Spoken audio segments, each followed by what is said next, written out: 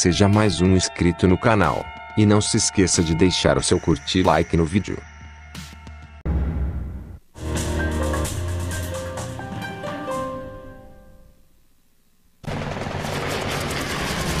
No campo de batalha dos céus da Segunda Guerra,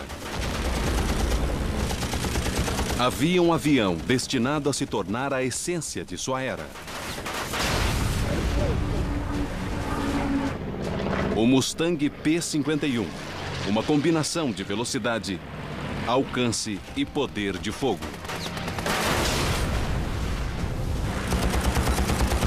Entre na cabine enquanto pilotos de Mustang lutam contra os melhores pilotos do eixo na Europa e no Pacífico, enfrentando ME-109, Zeros e até jatos alemães.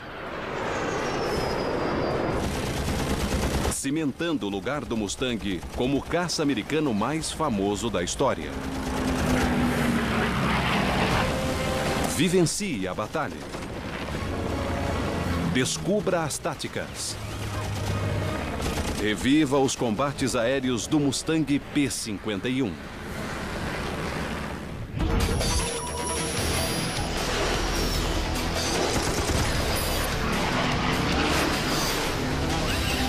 Combates aéreos, o Mustang P-51.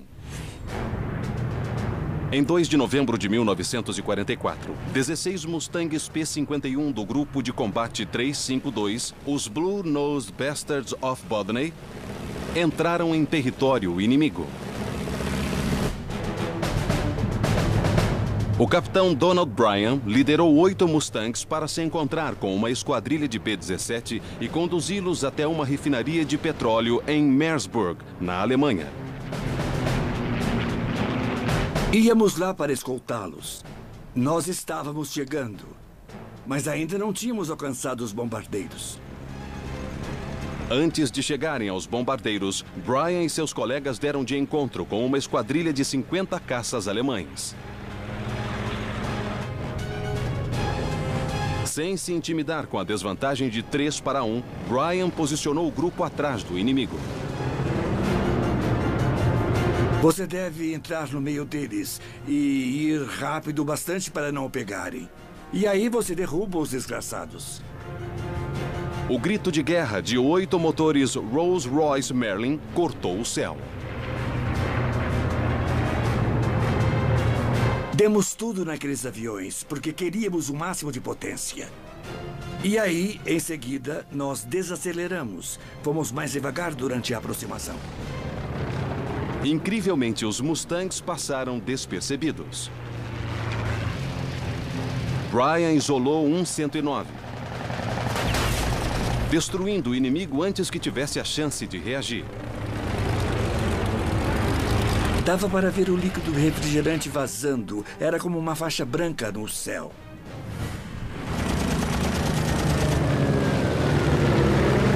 Bryan saiu do ataque. A investida do Mustang deu certo. Os 109 se espalharam. Era isso que queríamos, fazê-los se separar. E dali em diante, até o final, houve uma grande confusão. Havia aviões por todo o lado. Mas não muitos P-51. Bryan ficou na cola de outro 109, habilmente controlando o manche e a aceleração. O P-51 era, e até hoje ainda é, o avião mais perfeito já projetado. Tudo ficava exatamente onde você precisava. Você baixa a mão esquerda, acessa o controle dos flaps e do equilíbrio longitudinal, o acelerador fica no lugar ideal, o controle da hélice é perfeito e os instrumentos são bem posicionados. E é um avião em que você pode se sentar e tocar em tudo sem nem precisar olhar. O dedo de Bryan estava sobre o gatilho. De repente, ele ouviu uma voz frenética no rádio. Havia um inimigo em sua cauda. Ele reagiu na hora. Você só precisa puxar o manche para trás com força e pisar no leme com força. E se estiver em alta velocidade, é só dar um toque de leve e então fazer um giro. Isso faz você ir mais devagar. E aí você acelera de novo. A manobra de Brian enganou o alemão e seus próprios colegas. Eles não me seguiram no giro, então seguiram em frente. Mas Brian viu uma chance de ataque. Uma esquadrilha de 809 voando na direção dos bombardeiros. Brian decidiu ir atrás do inimigo. E estava atrás deles, exatamente onde queria estar. Eu sempre vou atrás do último. Brian derrubou o 109 e rapidamente saiu do caminho.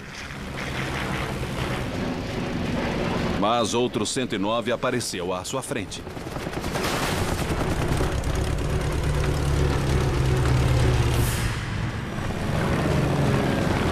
Brian despachou o inimigo.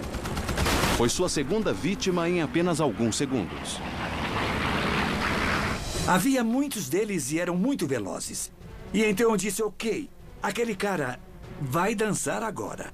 Aí eu parava e saía procurando o outro. Brian voltou para a luta e escolheu outro alvo. Mas, sem apoio, ele ficou exposto. De repente, ele viu um reflexo no retrovisor. Havia um 109 atrás dele. Brian saiu para a esquerda. Ele girou e reverteu, mas o alemão estava determinado e não ia desistir. Eu tinha o melhor P-51 de todos. E esse cara estava voando melhor do que eu. E essa era uma coisa que eu não tolerava. Esse piloto da Luftwaffe era diferente de qualquer outro que já havia encontrado. A habilidade de Brian no P-51 estava para ser posta à prova. A velocidade definia o Mustang P-51 e o programa que o criou. Em 1940, quando o Ministério da Aeronáutica Britânico propôs que a aviação americana criasse uma nova linha de produção para os P-40 da Real Força Aérea, a contra-oferta foi uma nova carcaça e uma produção mais rápida. Apenas 127 dias depois, o primeiro protótipo do Mustang deixou o hangar. O caça tinha o mesmo motor de 1.100 cavalos força do P-40. Mas aerodinamicamente era muito diferente. Diferentemente de um aerofólio convencional, a seção transversal da asa do Mustang era fina na borda e mais larga no meio, com uma curvatura semelhante em cima e embaixo. Esse design inovador reduziu o arrasto na borda dianteira da asa e garantiu fluxo laminar, o fluxo de ar ideal sobre os contornos da asa a alta velocidade. Isso ajudou a aumentar sua velocidade para 528 km por hora, mais veloz do que o P-40 e até mais do que o Spitfire britânico.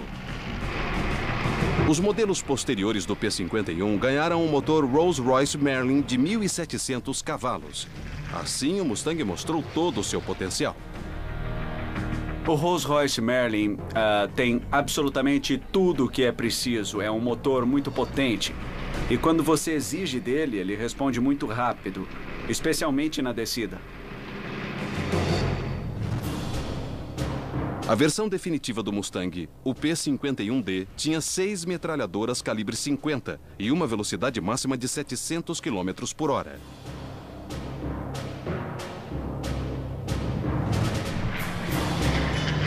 O P-51 tinha um desempenho melhor do que o 109 comum e também o 190 a qualquer altitude. Comparado ao Me-109, o caça mais produzido na Alemanha, o Mustang levava vantagem. Era bem mais veloz, mais maneável, com maior alcance e um teto de serviço mais alto.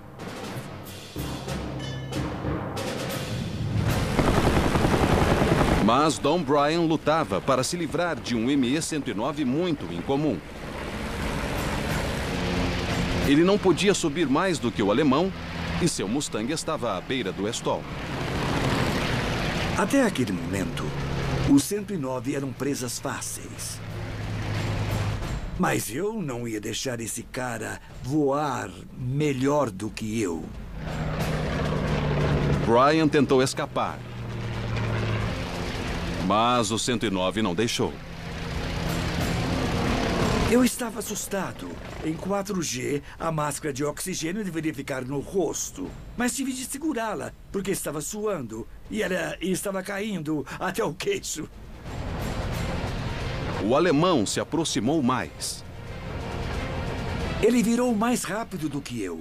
Estava se aproximando e finalmente fez a mira em mim. Ele não passou direto, estava por cima. Se esperasse mais um pouco, ele apertaria o gatilho e me acertaria. Brian então fez uma manobra ousada, que só havia treinado algumas vezes. Você puxa o manche com força. Aperta os pedais até o fim. Empurra o manche para frente de novo e então volta para o meio. É uma manobra de risco, que ele chama de reversão vertical invertida. Ao puxar o manche para trás, o avião estola. Pisar no leme faz o nariz descer. Incrivelmente, o torque da hélice faz o avião girar no sentido anti-horário. Brian, então, empurrou o manche para frente, neutralizando o efeito. Só um piloto muito confiante tentaria uma manobra tão ousada.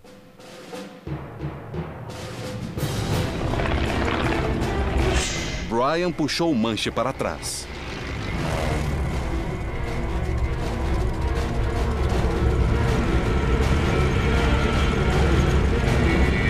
Sua cabeça bate na coberta e a hélice faz você girar. A sua velocidade chega perto do zero e você cai cerca de 600 metros até conseguir ganhar velocidade de novo. E nesse meio tempo, você some da vista do cara que estava atrás de você em uma fração de segundo. Graças à manobra engenhosa, Brian escapou da morte certa. O Mustang caiu durante 5 segundos antes que a hélice padrão Hamilton começasse a cortar o ar de novo. Brian sobreviveu. Por pouco. Rapaz, pode ter certeza de que não fui atrás dele. Mas Brian abandonou o local. Ele ainda estava no calor de uma batalha. Simplesmente havia aviões por todo lado. E o problema é que havia pouquíssimos amigos por perto. Então, Brian viu um amigo embaixo dele, com uma companhia indesejada. Brian estava aqui. Um ME-109 estava aqui, perseguindo seu colega nas nuvens.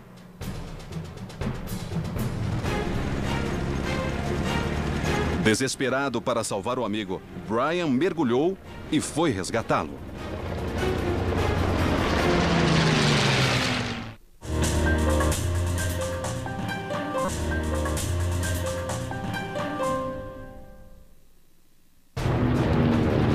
Em 2 de novembro de 1944, em menor número e lutando pela própria vida, o piloto Don Brian mergulhou para salvar um amigo.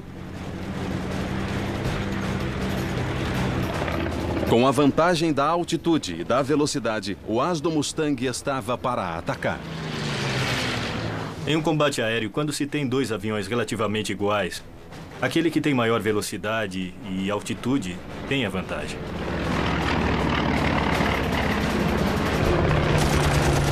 Brian disparou. Surpreso, o piloto do 109 mergulhou. Brian perseguiu seu alvo até as nuvens. O alemão estava em sua mira. As 6 metralhadoras Browning do Mustang derrubam o terceiro inimigo do dia.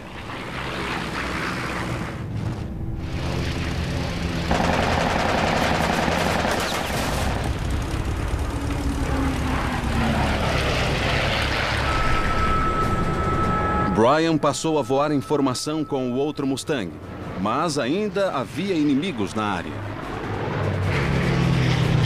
Voando a 3.000 metros, Brian viu dois ME-109 vindo na direção oposta, 1.500 metros abaixo. Brian só tinha munição em 2 de suas 6 armas. Eu estava ficando sem munição. E, para enfrentar os últimos 2 aviões, eu só tinha 2 armas com munição. Mas Brian não os deixaria escapar. Ele e seu colega se alinharam, indo diretamente para a traseira dos alemães.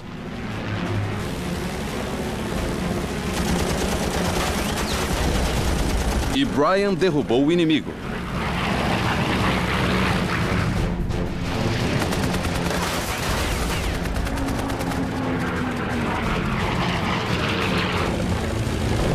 Ele então acelerou, indo atrás do líder. A 70 metros dele, Brian apertou o gatilho.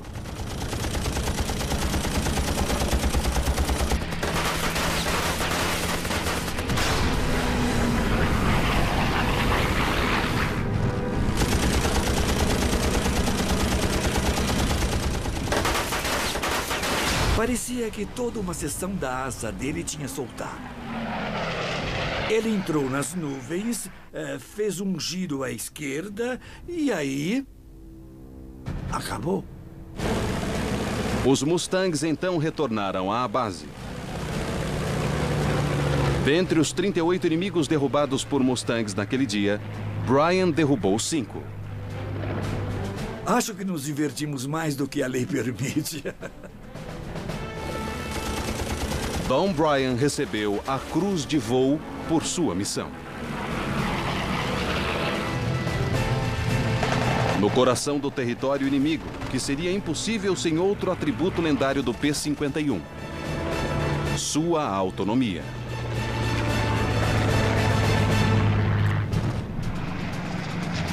O fluxo laminar e a estrutura aerodinâmica do Mustang reduziam o arrasto e diminuíam o consumo de combustível.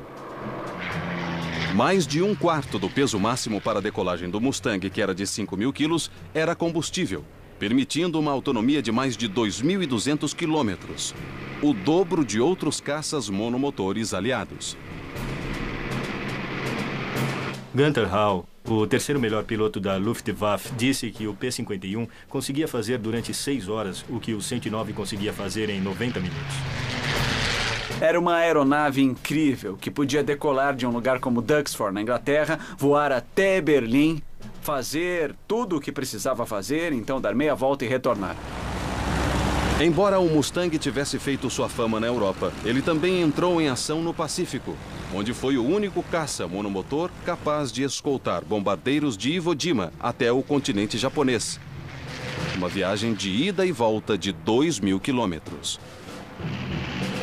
Os pilotos se chamavam de Clube de Tóquio.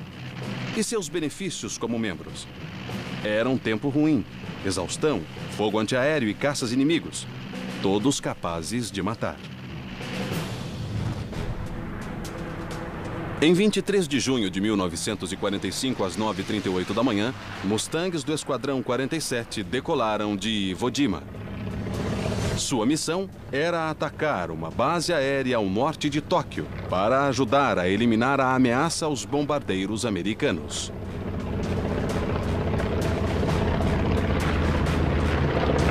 O tenente Robert Scamara comandava uma esquadrilha de 4 aviões. Não precisávamos voar tão juntos, mas eu voei bem perto só para me distrair, para me manter desperto, porque estava difícil ficar acordado. A coisa mais exaustiva no Mustang não é estar preso lá dentro, estar com calor ou então desconfortável. É o barulho. É o barulho que deixa você totalmente acabado. Mas no continente, a monotonia desapareceu. Os Mustangs do esquadrão de Scamara se prepararam para a batalha. Nós decolamos e então fomos para o oeste, esperando encontrar um campo de pouso cheio de aviões para destruí-los em terra, mas em vez disso, estavam no ar. Havia 7 caças japoneses às 9 horas voando baixo, e mais 17 às 7 horas voando alto. E Scamara estava na mira de um deles.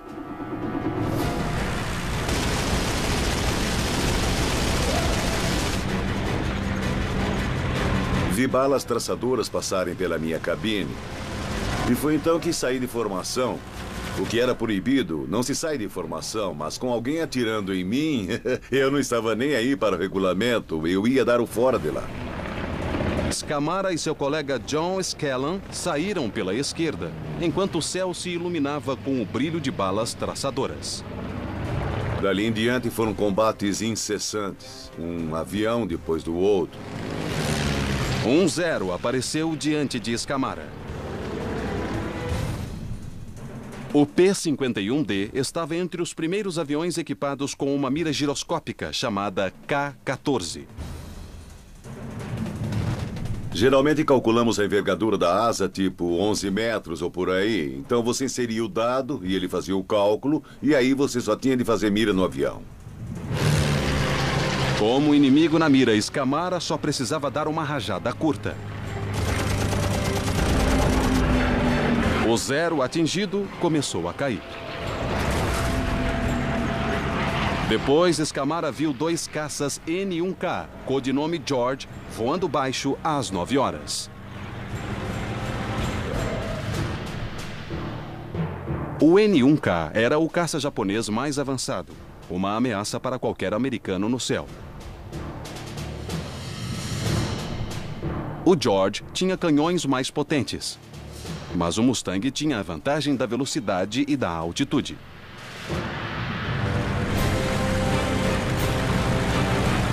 Então, Scamara mergulhou. E os Mustangs atacaram.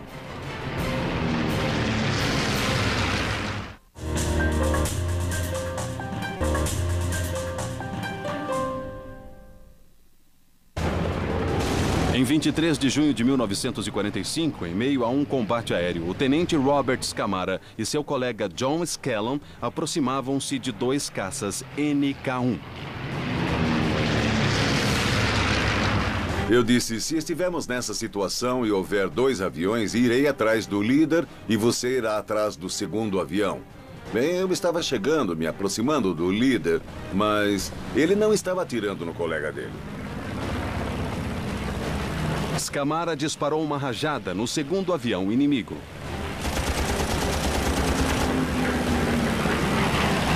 Nós mergulhamos, fui atrás do líder. Eu o atingi em cheio e o derrubei. 2 pontos para Scamara. Sua estratégia era atacar rápido e mudar a rota. Dei rajadas curtas porque, para começar, eu não queria acabar com a munição. E também porque não precisava mesmo, porque os aviões japoneses não eram blindados. Era muito fácil derrubá-los, não havia problema nenhum. Scamara enfrentou mais alguns caças e atingiu 3. Parece que para todo lugar que eu apontava havia um avião japonês, então não precisava manobrar muito para ir de um para o outro. De repente, balas traçadoras passaram por cima de sua cabine. Um Frank Ki-84, o caça mais veloz do arsenal japonês, mergulhou na direção de Scamara, que virou para a esquerda. O erro do piloto inimigo foi ir rápido demais, e ele passou direto e subiu. Scamara reverteu e subiu, tentando colocá-lo na mira. Eu me lembro de subir e a mira de um deles estava na tampa do meu motor. E eu não consegui ultrapassá-lo, então eu praticamente estolei.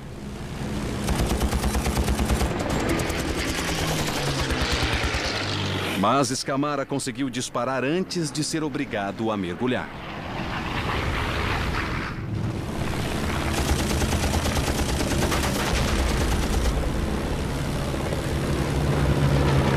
O caça japonês caiu, passando à frente dele. Foi seu terceiro acerto. Mais uma vez, Scamara vasculhou o céu. Vi que um avião japonês estava à minha frente. Assim que me viu chegando, ele saiu, virou e mergulhou na direção do solo. E eu não devia ter feito isso, mas eu o segui. Scamara foi atrás do inimigo, mas começou a se preocupar com o combustível. Então eu pensei, dane-se ele, e disse, deixe-o ir. E voltei a subir usando a velocidade para ganhar o máximo de altitude possível. Depois de tantas manobras, ele se perdeu dos outros americanos. Scamara estava sozinho. E então viu alguma coisa à sua esquerda. Foi quando notei que Scanlan ainda estava ao meu lado. E até aquele momento eu não tinha visto. Incrivelmente, apesar de todas as manobras, o colega de Scamara ainda estava com ele. Então, Scamara decidiu ir ao ponto de encontro. Então fizemos silêncio de rádio. Eu não disse nada, mas sinalizei com a cauda. E lá foi ele. Começou a voar a uns 400 metros, paralelo a mim, para que ele pudesse vigiar a minha cauda e eu a dele. Pouco depois, Scamara viu um inimigo atrás de Scanlan.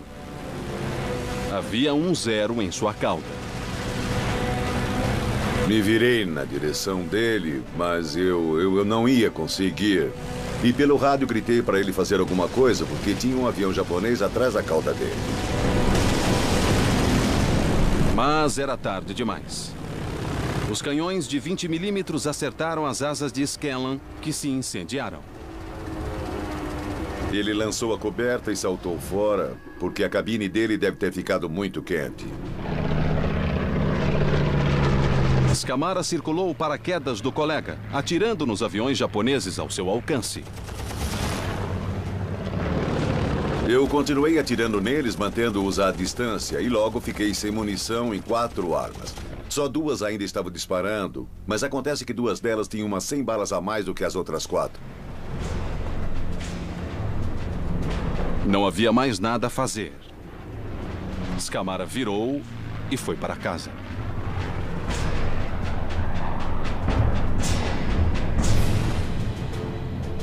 8 horas e 17 minutos depois, ele pousou em Iwo Jima com 6 armas vazias. Incrivelmente, seu tanque interno ainda tinha 200 litros de combustível. Scamara derrubou 3 aviões inimigos e danificou 4. Mas John Scanlan não voltaria para casa vivo. Acho que foi uns 3 anos depois que notei ao acaso esse pequeno artigo no jornal. 2 ou 3 mulheres haviam sido exoneradas por crimes de guerra. E o crime de guerra delas foi soltar Scanlan da enfermaria e o entregar a uma multidão que exigia que elas o entregassem a eles. Bem, elas o entregaram a eles e ele foi linchado. E foi assim que descobri o que aconteceu a ele. Sem dúvida nenhuma, eu teria devolvido a eles aquelas 3 vitórias para poder salvar John. Mas não foi assim que aconteceu.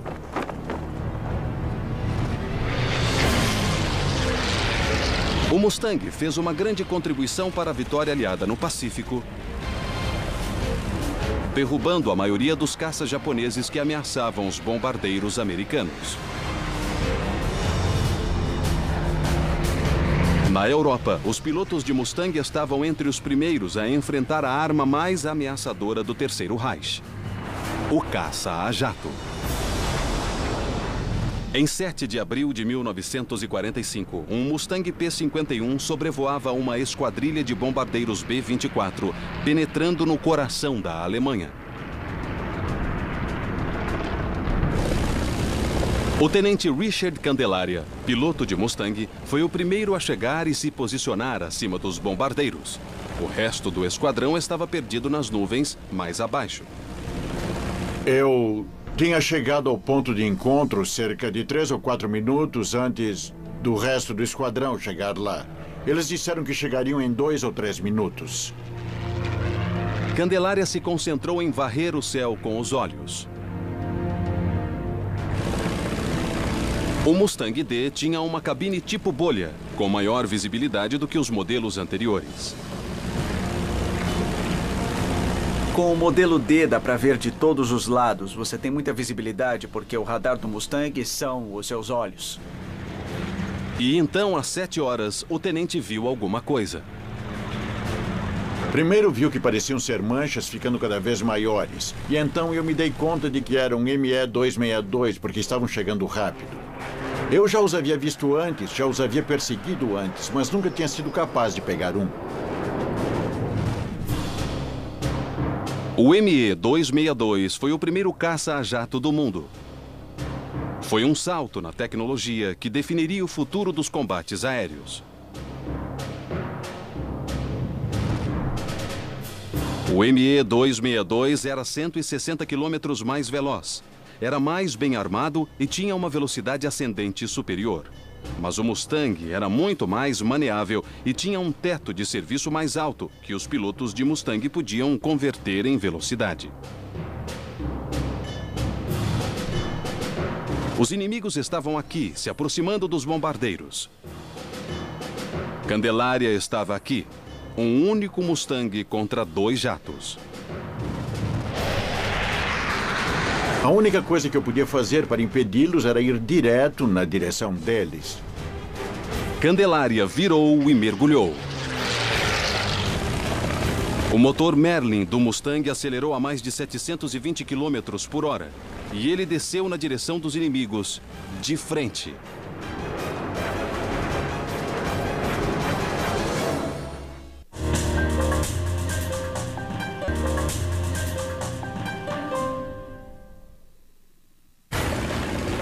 Em 7 de abril de 1945, o tenente Richard Candelária mergulhou na direção de 2 jatos alemães que ameaçavam uma esquadrilha de bombardeiros americanos. Ele se preparava para atirar, mas os alemães o surpreenderam. Eles se aproximavam de uma forma muito rápida e... então fizeram uma coisa que eu não esperava. Eles mergulharam um pouco, não muito, só ligeiramente. Mas isso me despistou porque eu não conseguia alinhar com eles. A manobra dos alemães foi simples, mas brilhante. Candelária já estava forçando os limites de G negativo do Mustang. Se forçasse o nariz mais para baixo, estolaria e perderia o controle do avião.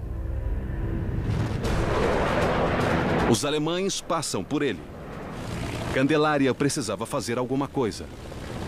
Eles ainda estavam abaixo de mim. Então, naquele momento, eu ainda tinha os tanques externos. Então, eu os liberei, torcendo para talvez conseguir atingi-los com os tanques.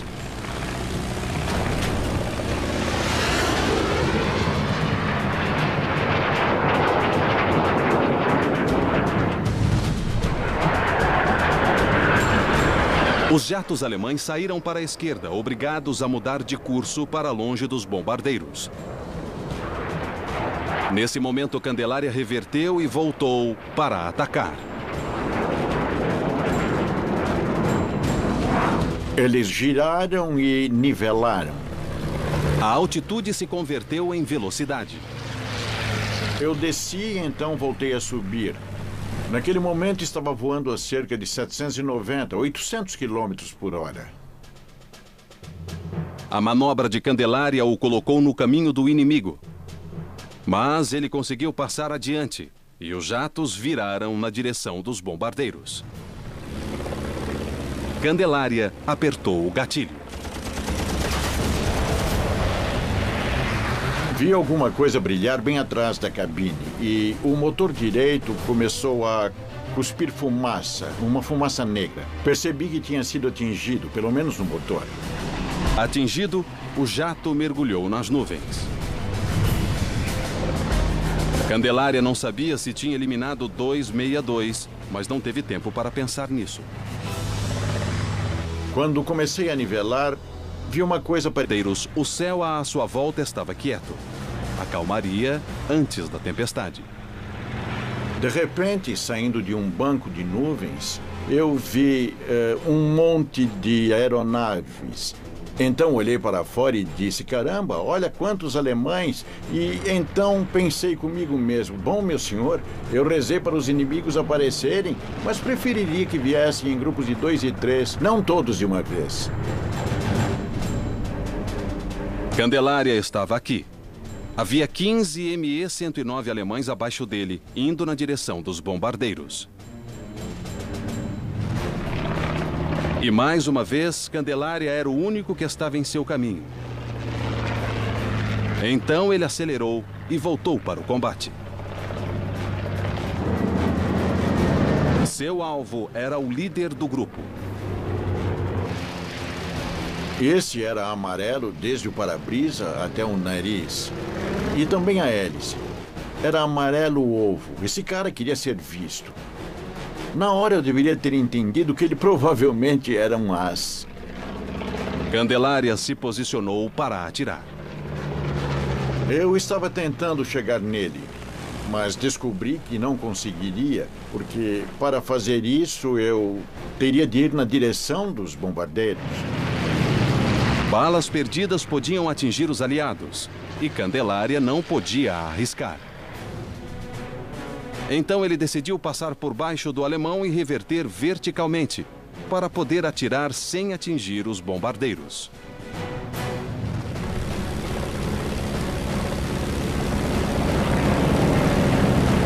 Então passei embaixo dele. Passei direto embaixo dele, sob a sua asa esquerda e subi de novo.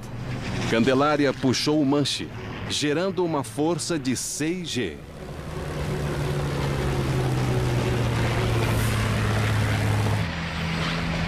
O 109 mira nos bombardeiros, disparando projéteis de longo alcance. Um dos motores do bombardeiro mais próximo explodiu. Eu voltei e, ao me aproximar da cauda dele, ele começou a manobra. O avião fugiu de Candelária. Ele estava me fazendo de tolo. Toda vez que tentava fazer a mira nele, ele fazia uma manobra requintada e eu passava direto por ele, de um lado ou de outro. Os outros 109 ficaram atrás para permitir que seu líder habilidoso despachasse o americano. E o balé letal continuou. O 109 foi para a esquerda e começou a fazer um loop. Ele ficou de cabeça para baixo. Eu estava embaixo dele e começamos a virar para ganhar vantagem um sobre o outro. Ao olhar para cima eu podia vê-lo e olhando para baixo ele podia me ver. O alemão estava voando melhor do que o americano. Se Candelária não virasse o jogo rápido, ele morreria.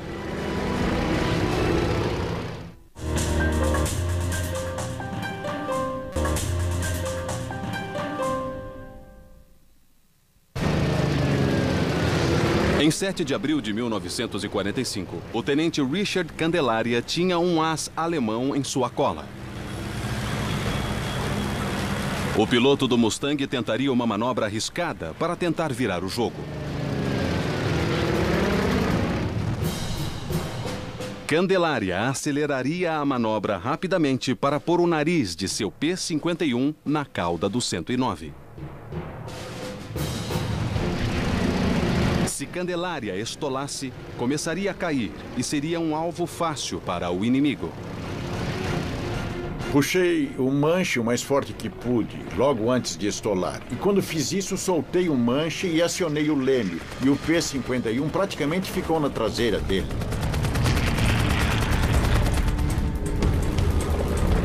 Candelária passou pelo alemão. Não consegui rastreá-lo. A mira da arma estava meio lenta, então eu só chutei, por assim dizer. Calculei onde ele estaria e apertei o gatilho. Ele começou a cuspir fumaça e começou a cair. E eu fui atrás dele.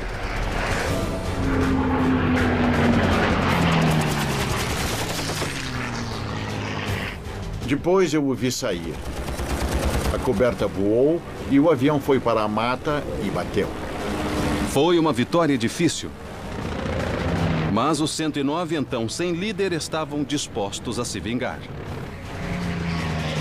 Enquanto Candelária nivelava, balas traçadoras envolveram sua cabine. Um 109 se aproximava rápido. Candelária virou para a esquerda. O alemão passou direto. E Candelária voltou para a direita.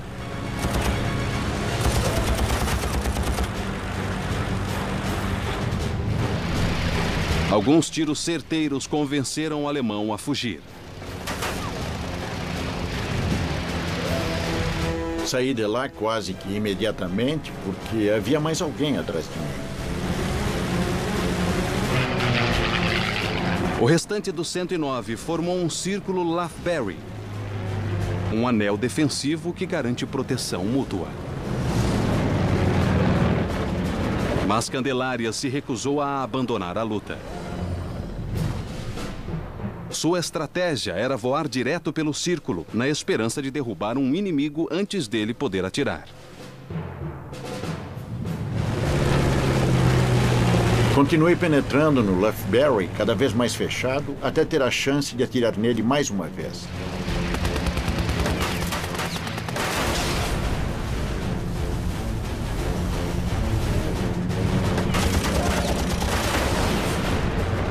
Mais um 109 foi derrubado.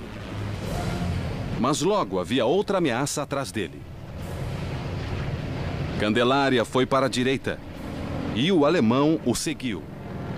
Não havia dúvida de que eu estava virando melhor do que ele. Era uma curva bem fechada para a direita e os 109 não costumavam virar muito bem para a direita. Lentamente, Candelária se afastava do inimigo, mas o alemão não desistia. Após várias voltas, Candelária conseguiu um ângulo de tiro. Suas 6 metralhadoras Browning dispararam.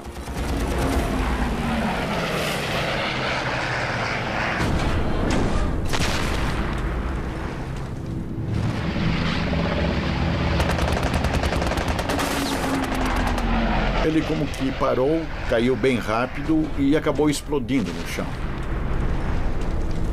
Virei rápido para a direita e então para a esquerda para não colidir com ninguém. E então o esquadrão de Mustangs de Candelária finalmente apareceu. Os últimos alemães abandonaram a luta e foram para as nuvens. Sozinho, Richard Candelária teve 4 vitórias confirmadas contra o 109 e uma provável contra um ME-262. Mais ou menos nos últimos 160 quilômetros, percebi que meus joelhos estavam tremendo. E eu não sabia se era adrenalina ou outra coisa, mas meus joelhos estavam tremendo e pensei, rapaz, foi por pouco. Isso foi perto demais. Homens como Richard Candelária fizeram do P-51 um dos caças mais bem-sucedidos na história dos combates aéreos. Só na Europa, o Mustang derrubou 4.950 aeronaves inimigas e se tornou o caça mais eficaz na guerra.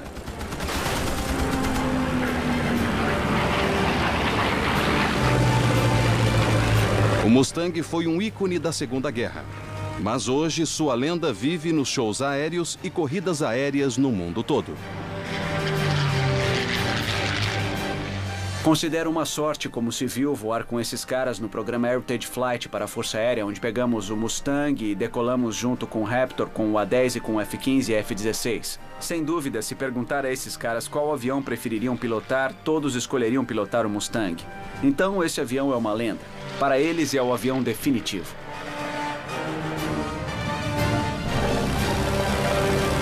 O Mustang continua sendo um clássico, uma máquina de guerra letal, de rara beleza e um símbolo duradouro do poderio aéreo norte-americano.